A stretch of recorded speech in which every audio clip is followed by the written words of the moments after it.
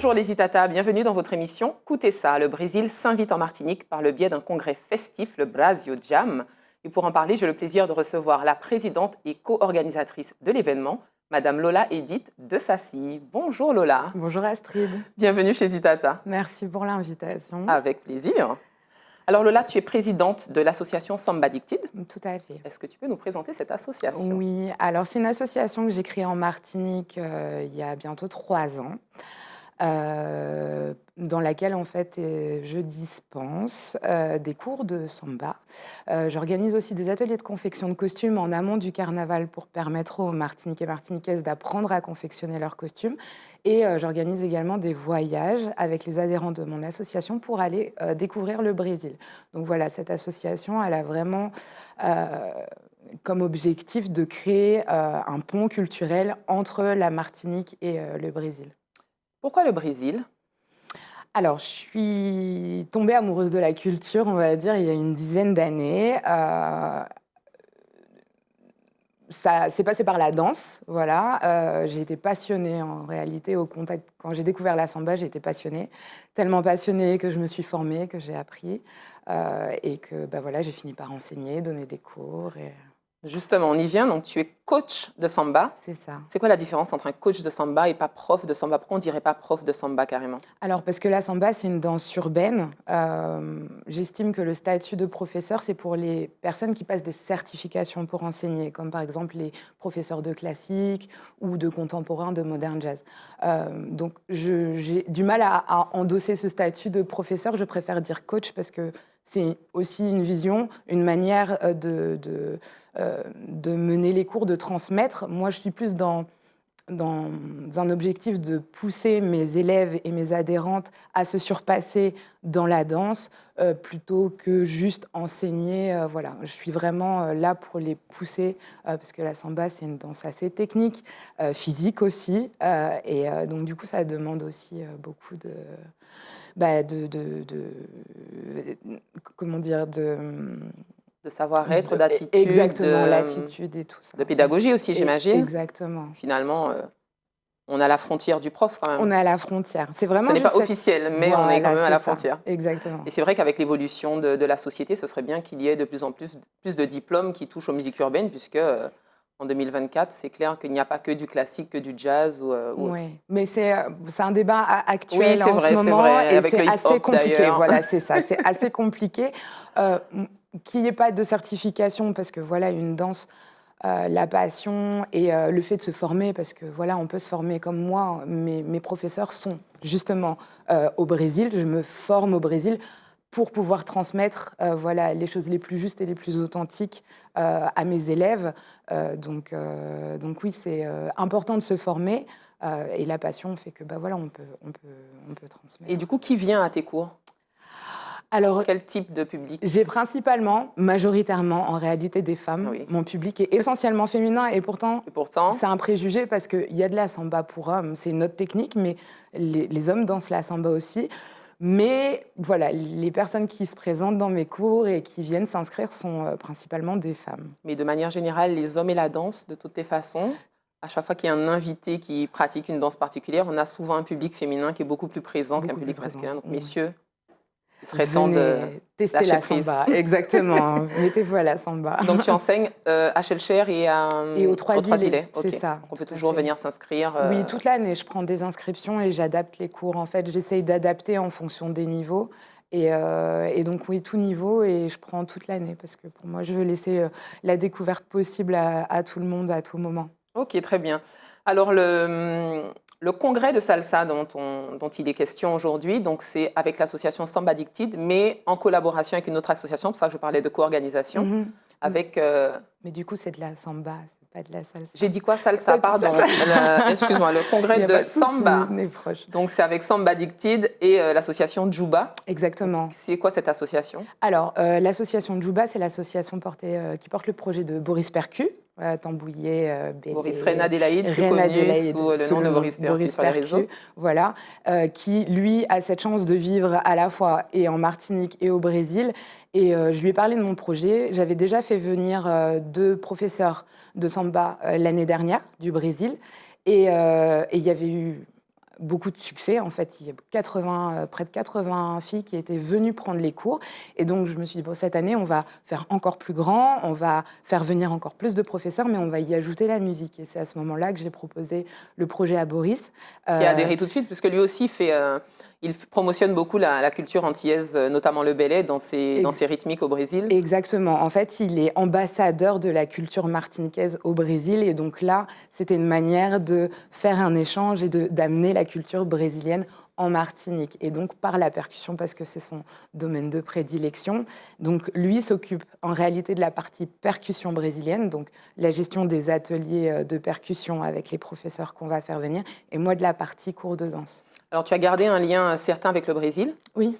Est-ce qu'ils sont conscients de l'impact de leur culture ici en Martinique, de l'engouement qu'il y a pour leur culture, justement? En réalité, ils n'en avaient pas conscience. Ils n'ont pas de visibilité sur... Non, en réalité, déjà, même quand on parle au Brésil de la Martinique, ils ne savent pas vraiment situer ça sur une carte. Voilà. Et dès qu'on parle de la Caraïbe, ils pensent Jamaïque, mais pas forcément Martinique, Guadeloupe.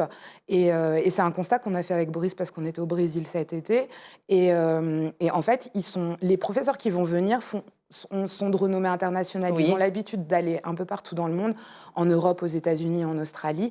Mais en réalité, ils étaient loin d'imaginer qu'il y avait un intérêt pour leur culture dans la Caraïbe, et notamment en Martinique. Et donc, je crois qu'ils sont plus excités que les Martiniquais de venir ici, parce que même pour eux, c'est une région du monde inconnue. Ok, donc pour certains, c'est vraiment la première fois qu'ils mettent les pieds en Martinique. Voilà, à part 2 qui sont déjà venus l'année dernière et pour qui c'était la première fois l'année dernière, ils ne sont jamais venus ici. Ok, très bien.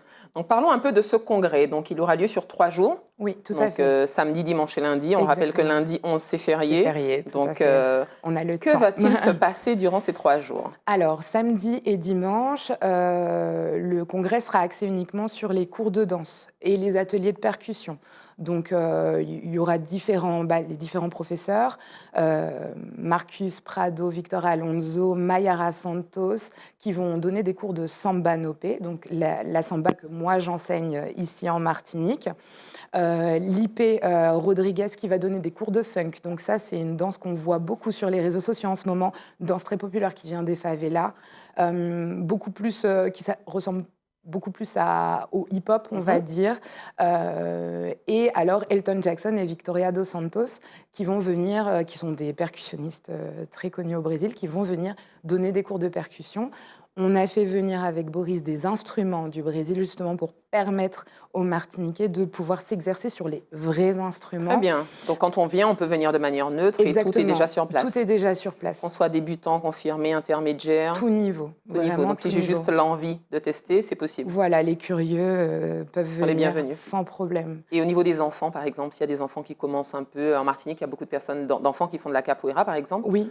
Est-ce qu'ils peuvent venir tester aussi? Oui, tout à fait. Après, la samba, c'est une danse très technique. Oui. Donc voilà, pour on les enfants. On n'est pas sur la capoeira du tout, mais, voilà. Mais pour les ateliers de percussion, c'est tout à fait possible. Les enfants sont tout à fait les bienvenus. Ok, donc il y a aussi des cours de danse, de la cuisine et de l'artisanat. Alors ça, c'est sur le lundi. Donc le lundi 11, le dernier jour, en fait, on clôture ce congrès par un moment festif qui aura lieu à l'étang Abricot, sur le rooftop de l'hôtel Poséidon. Et là, en réalité, c'est une fête dans laquelle les intervenants vont montrer l'étendue de leur talent, parce qu'ils sont danseurs, donc les profs de danse vont faire des shows.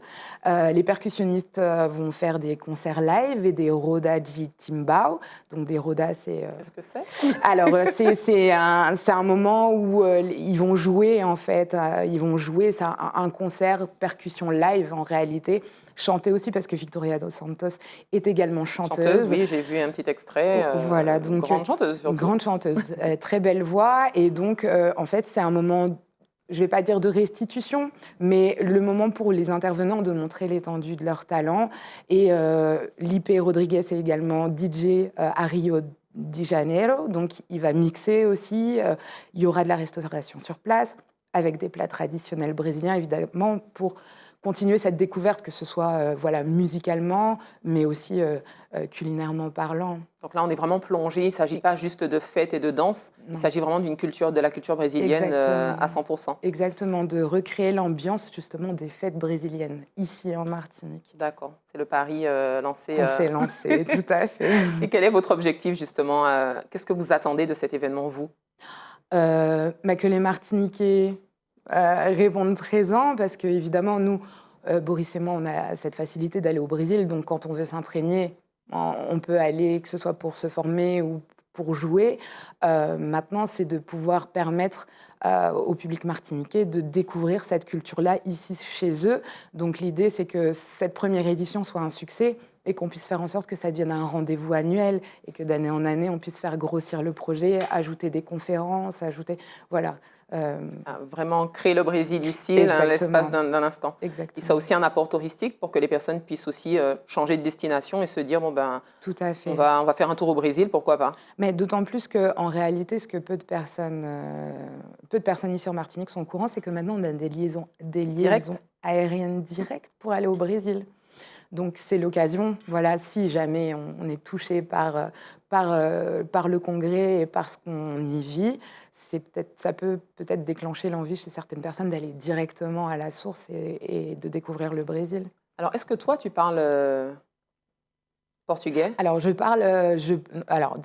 comprends très bien le portugais. Ok. Parler, je ne suis pas à l'aise en réalité parce que je ne suis pas à l'aise avec l'accent. Ok. D'accord, c'est comme le créole. Je comprends très bien le créole, mais j'ai du mal à le parler parce que j'estime que ma manière de parler ne fait pas honneur.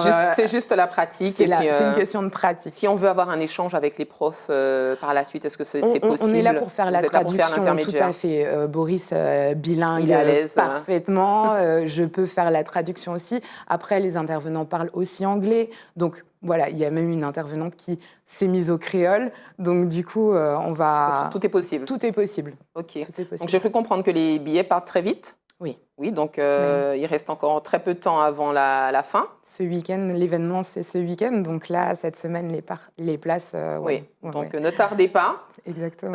Est-ce qu'on peut avoir un numéro de téléphone pour les personnes? Est-ce que c'est possible de venir sur place directement ou tout se fait en pré-vente? Alors, tout se fait en pré-vente normalement. Après, s'il reste de la place, on pourra... Ce qui n'est pas sûr. Ce qui n'est pas certain. Donc, c'est pour ça que je préfère dire, prenez vos pré-ventes.